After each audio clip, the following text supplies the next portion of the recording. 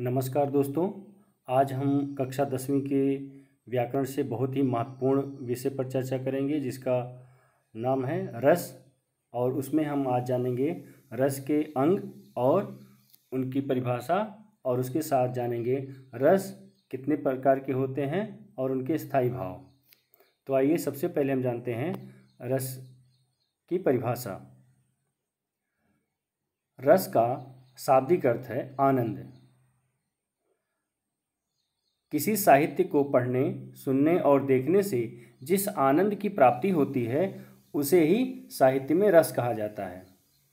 वैसे सामान्य अर्थों में रस हम किसी फल के जूस को जो होता है उसे रस कहते हैं, लेकिन साहित्य में जब हम के परिप्रेक्ष्य में जब हम चर्चा करते हैं तब यहाँ पर रस का जो अर्थ होता है वह आनंद होता है। और किसी भी साहित्य को पढ़ने, सुनने, देखने से हमें जिस आनंद की अनुभूति होती है उसे ही रस कहते हैं। इसके लिए आचार्य भरत मुनि जी ने रस के अंग बताए और उन्होंने परिभाषा दी। विभावानुभाव व्यभिचारी संयोगाद्रस निष्पत्ति, अर्थात विभाव, अनुभाव तथा व्यभिचारी, जिसे संचारी भाव भी कहते हैं, व्यभिचारी भावों के संयोग मिलने से रस की निष्पत्ति होती है, रस की उत्पत्ति होती है। तो भरत मुनि ने रसों की संख्या, उनकी जो पुस्तक है नाट्यशास्त्र, उसमें उन्होंने 8 रस माना। रस 8 माने, वे हैं श्रृंगार, हास्य, करुण, रौद्र, वीर, विभस, भयानक और अद्भुत। ये 8 रस उन्होंने माने। लेकिन हम जानते हैं कि 9 रस हैं, और जब हम वर्तमान परिप्रेक्ष्य में बात करते हैं तो हमें 11 रस के नाम मिलते हैं। तो इसकी चर्चा हम आगे करेंगे।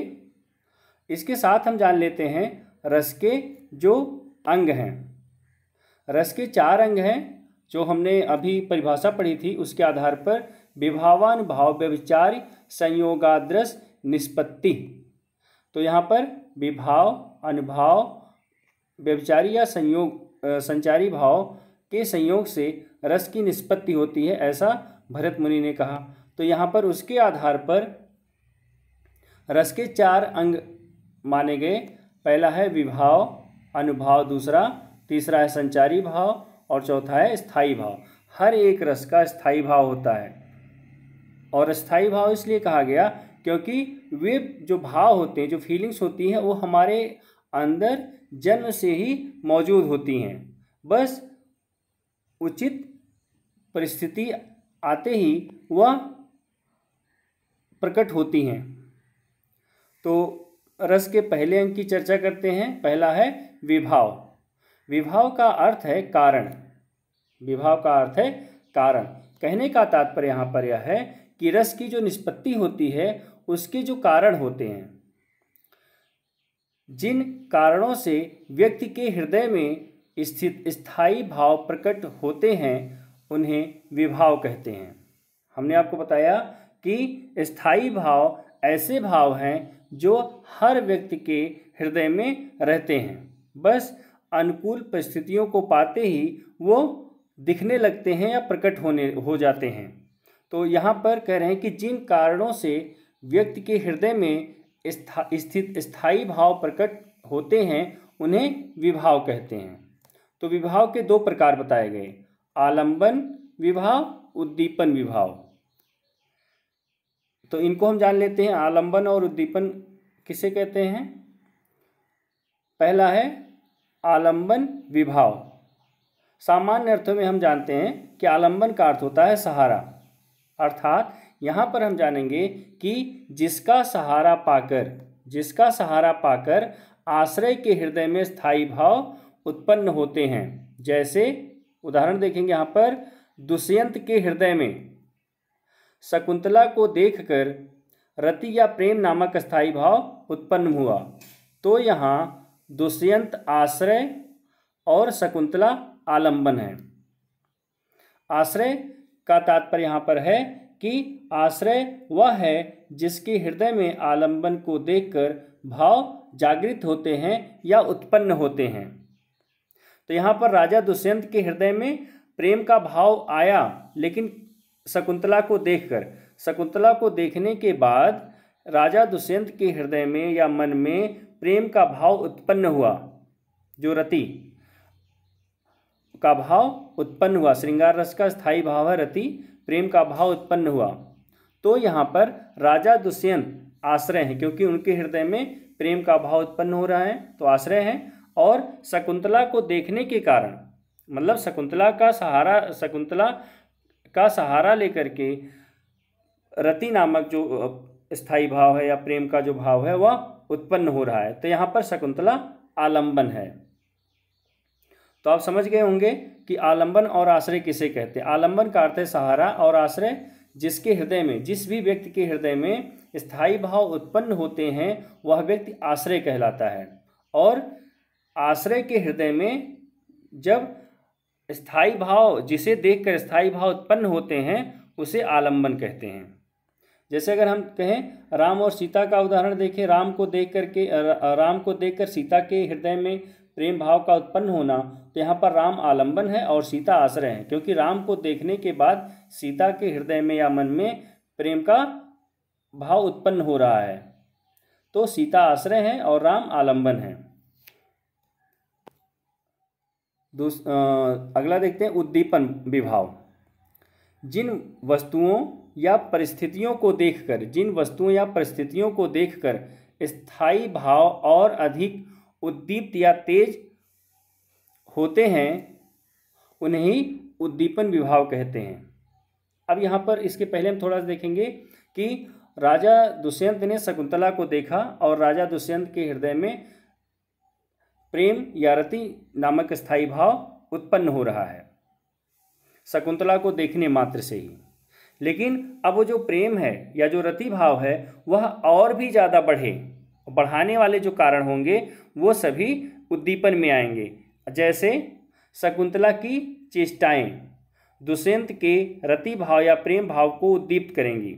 जैसे राजा दुष्यंत ने शकुंतला को तो देखा, हृदय में, दुष्यंत के हृदय में प्रेम का संचार हुआ, लेकिन अब अगर यहाँ पर जो शकुंतला हैं उनका जो है शर्माना है, इधर उधर देखना है, इस तरह से जो भी उनकी चेष्टाएं होंगी उस समय वह सभी राजा दुष्यंत के रति भाव को या प्रेम भाव को और भी ज़्यादा बढ़ाएंगी। उनका मुस्कुराना है, शर्माना है, इस तरह की चीज़ें। तो ये सारी क्रियाएं, उनका शर्माना, मुस्कुराना, ये सभी उद्दीपन विभाव में आएंगी। जैसे और हम जान लेते हैं चांदनी रात का होना, उपवन बगीचे का होना, सरोवर, सुगंधित माला या फिर एकांत स्थल। ये सभी जो भाव होते हैं, ये सभी जो परिस्थितियां हैं, ये उद्दीपन को बढ़ाती हैं। जैसे एक और भी उदाहरण हम दें ऐसे सामान्यतः कि जैसे मान लो आप रात में कहीं पर जा रहे हैं, तो जब आप रात में कहीं जाएंगे, सुनसान जंगल में पहुंचेंगे, तो आपके हृदय में जो है भय जो है वो उत्पन्न होगा। अब भय तो उत्पन्न हो गया।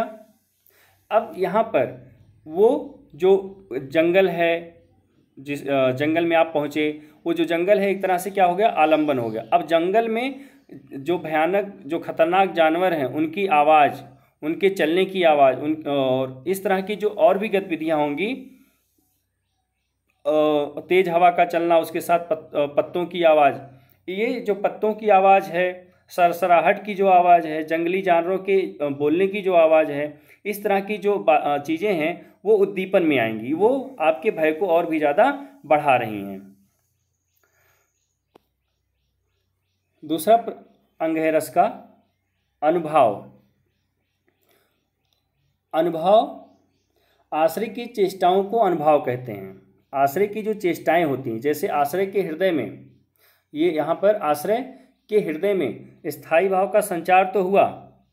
अब उस स्थायी भाव के संचार होने से उसके शरीर में जो परिवर्तन आएगा वो अनुभव कहलाता है। आश्रय के मन के भावों को व्यक्त करने वाले शारीरिक विकार अनुभव कहलाते हैं। जो शारीरिक विकार उत्पन्न होगा स्थायी भाव के आने से आश्रय के शरीर में, उसे ही जो है अनुभव कहते हैं। इनकी संख्या विद्वानों ने 8 मानी है। वो हैं स्तंभ, स्वेद, रोमांच, स्वरभंग, कंप, विवर्तना, रंग उड़ना, अश्रु, प्रलय या मूर्छित होना। अब ये जो है, जो अनुभव हैं, ये स्थिति और परिस्थिति के अनुसार हमारे शरीर पर अपना प्रभाव दिखाते हैं। जैसे मान लो कि आप के सामने, आप खड़े हैं, आपके सामने अचानक कोई जंगली जानवर आ जाए, शेर आ जाए या सांप आ जाए, तो क्या होगा? आप अस्तंभ, मतलब जो है अस्तंभ मतलब होता है हिल डुल ना पाना। कुछ ऐसी स्थितियां होती हैं कि जब हम जो है आश्चर्यचकित हो जाते हैं, कुछ समझ में नहीं आता हम क्या करें। दूसरा, डर के कारण जो है कई बार क्या होता है कि स्वेद मतलब होता है पसीना, कि अगर आप बहुत ज़्यादा डर जाएं तो पसीना जो है वो निकलने लगता है। रोमांच मतलब होता है प्रसन्न होना। स्वरभंग, कई बार क्या होता है जब आप बहुत ज़्यादा डर जाते हैं और आप सामने किसी को बुलाना चाहते हैं तो आपकी आवाज़ मुंह से निकलती ही नहीं है, तो उसे स्वरभंग कहते हैं। कंप, कांपना, डर से आप कांपने लगते हैं। विवर्तना मतलब रंग उड़ना, सामान्य स्थितियों में जो हमारा चेहरा होता है, हाव भाव होता है, वो अलग होता है, और अचानक आप के गले में कोई सांप डाल दे तो उस समय जो क्या होगा, आपका जो रंग है, जो आपका चेहरा है, वो बदल जाएगा। अश्रु, रोना, अचानक जो है कुछ हो जाए, घटना घट जाए, दुखी हो जाए, या फिर ऐसे ही हम कह रहे हैं कि जंगली जानवर, तो रोने की। और प्रलय मतलब मूर्छित होना, बेहोश होना, जैसे किसी आपका बहुत जो प्रिय है उसको कुछ नुकसान पहुंच जाए, आपकी संपत्ति जो है वो नष्ट हो जाए, या किसी प्रिय से विछोह हो जाए, उसकी मृत्यु हो जाए, तो ऐसे समय में क्या होता है कि लोग मूर्छित भी हो जाते हैं। तो ये जो शारीरिक परिवर्तन है, कहने का तात्पर्य है, वो अनुभव में आते हैं। तो इनकी संख्या 8 बताई गई है। नेक्स्ट है संचारी भाव। संचारी भाव के बारे में कहा गया, ये इनको सिर्फ इतना जानेंगे, 10वीं के लिए बहुत ज़्यादा नहीं महत्वपूर्ण है। इनकी संख्या 33 है और इनमें से कुछ के हमने यहाँ पर चर्चा की हुई है। 33 के नाम नहीं लिखे हुए हैं यहाँ पर, क्योंकि ये 33 नहीं पूछा जाता, ये आपकी जानकारी के लिए है, लेकिन इनकी संख्या 33 है। संचारी भाव, जिसे व्यभिचारी भाव भी कहते हैं, मन में थोड़े समय के लिए आने वाले भाव हैं। थोड़े ही मतलब 10 मिनट, कुछ पल के लिए, कुछ क्षण के लिए ये आते हैं। मन में थोड़े समय के लिए आने वाले भाव हैं। ये पानी के बुलबुले की तरह उत्पन्न होते हैं और नष्ट हो जाते हैं। देखा होगा आपने, पानी जब ऊपर से गिरता है तो कुछ जो है बुलबुले निकलते हैं और वो कुछ सेकंड में वो जो है नष्ट हो जाते हैं, बनते और बिगड़ते रहते हैं। तात्पर्य यही है कि इसी तरह से संचारी भाव होते हैं जो कुछ क्षण के लिए मन में आते हैं और फिर वो कुछ स्थितियों और परिस्थितियों के बदलते हुए वो नष्ट हो जाते हैं। इनकी संख्या 33 बताई गई है। जैसे हर्ष, खुशी, मोह, विषाद, दुख, ग्लानि, चिंता, शंका, दैन्य, व्याधि, लज्जा, श्रम, उष्णता, जड़ता, उत्कंठा, बोध, भय, आलस्य, निद्रा, त्रास, स्मृति आदि। इस तरह से इनकी संख्या 33 है। और तो ये कुछ समय के लिए होते हैं, कुछ घंटों के लिए होते हैं, कैसे कुछ पल के लिए, कुछ क्षण के लिए होते हैं। और जो आते हैं वो, जैसे मान लो आप कुछ पढ़ रहे हैं, आपके मन में शंका आया, लेकिन शंका जैसे ही आपने वो डाउट क्लियर किया, आपका शंका खत्म हो गया, लेकिन वो हमेशा रहने वाली चीज़ नहीं है। जैसे लज्जा है, किसी चीज़ को देख करके आपके मन में लज्जा का भाव है, आप शर्मा रहे हैं, लेकिन वो शर्माने का भाव जो है पूरे दिन नहीं चलने वाला, पूरे जीवन नहीं चलने वाला, वो जो है ख़त्म हो जाता है कुछ ही समय में। इसीलिए इसको संचारी भाव कहते हैं। और इनको कहा गया कि ये थोड़े ही समय के लिए हमारे मन में आते हैं। आगे देखते हैं स्थायी भाव। जो भाव व्यक्ति के हृदय में हमेशा स्थायी रूप से विद्यमान रहते हैं। हमने आपको पहले भी बताया था कि ये जो होते हैं भाव, ये मनुष्य के हृदय में हमेशा रहते हैं।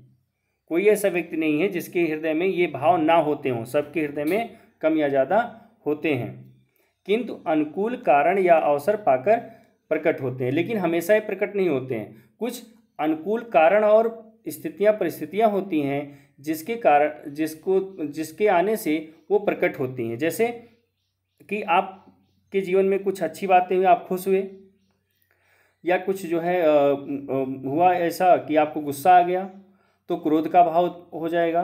कुछ ऐसी चीज़ें आप देखते हैं जिससे आपके हृदय में डर आ जाता है तो भय का, कोई ऐसी घृणित वस्तु, गंदी वस्तु आप देखते हैं जिससे आपके हृदय में जो है घृणा के भाव का संचार हो जाता है। तो ये कहने का मतलब यह है कि ये आपके हृदय में या सभी मनुष्यों के हृदय में रहते हैं, बस अवसर पाकर ये प्रकट हो जाते हैं। और इनकी संख्या भरत मुनि ने, क्योंकि रसों की संख्या भरत मुनि ने 8 कही थी, लेकिन बाद में अभिनव गुप्त के द्वारा इसमें 9वां रस शांत जोड़ा गया। तो मुख्य रूप से हम 9 रसों की ही की चर्चा करते हैं, परंतु बाद के कुछ आचार्यों ने 2 और रसों की कल्पना की या उनको मान्यता दी। वर्तमान में इनकी संख्या 11 मानी जाती है। वैसे मुख्य रूप से रस 9 हैं, लेकिन 2 रस और जुड़ने के बाद इनकी संख्या 11 मानी जाती है। अब हम उनके नाम जान लेते हैं और उनके स्थायी भाव। रस और उनके स्थायी भाव, ये आपके बोर्ड के एग्जाम में 1 नंबर का इसमें से प्रश्न, जो आपकी 11 रस दिए हुए हैं, इसमें से 1 अंक का प्रश्न आपसे पूछा जाता है कि अगर मान लो स्थायी भाव दे दिया गया तो पूछा जाता है इसका रस कौन सा है, या फिर अगर रस दिया हुआ है तो पूछा जाता है कि इसका स्थायी भाव क्या। मान लो जैसे दे दिया गया रौद्र रस का स्थायी भाव लिखिए, तो उसमें आपको क्रोध लिखना है। या फिर ये दे दिया गया क्रोध किस रस का स्थायी भाव है, तो आप लिखेंगे रौद्र। इस तरह से प्रश्न पूछे जाते हैं, लेकिन इन 11 रसों में से या उनके स्थायी भाव में से 1 नंबर का प्रश्न आपसे अवश्य पूछा जाता है।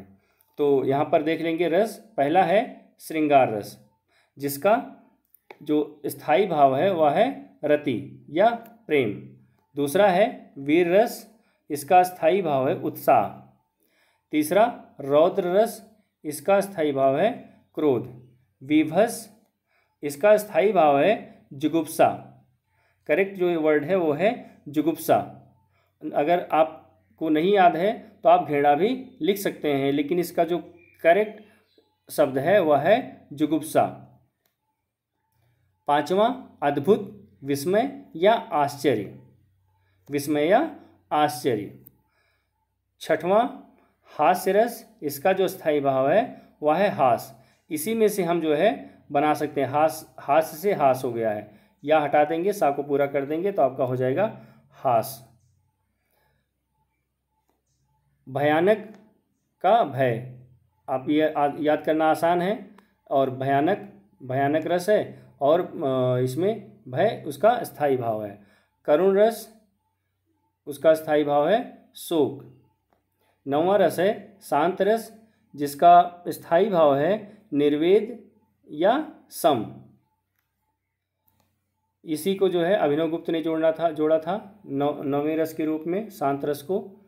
और 10वां जो है वह है, जिसकी कल्पना बाद के आचार्यों ने की 2 रसों की, वह है वात्सल्य रस, और इसका जो स्थायी भाव है वह है वात्सल्य रति मतलब होता है प्रेम, या संतति रति कह सकते हैं, संतति रति भी है, या वात्सल्य रति या फिर वात्सल्यता, इनमें से आप कोई भी लिख सकते हैं। और अंतिम रस है 11वां भक्ति रस, और इसका जो स्थायी भाव है वह है अनुराग या फिर देवरति, अनुराग या देवरति। इसमें भक्ति रस में क्या होता है, देवताओं की हम क्या करते हैं, आराधना करते हैं, उन्हें उनके गुणों का वखान करते हैं, और इसीलिए इसे भक्ति रस कहते हैं।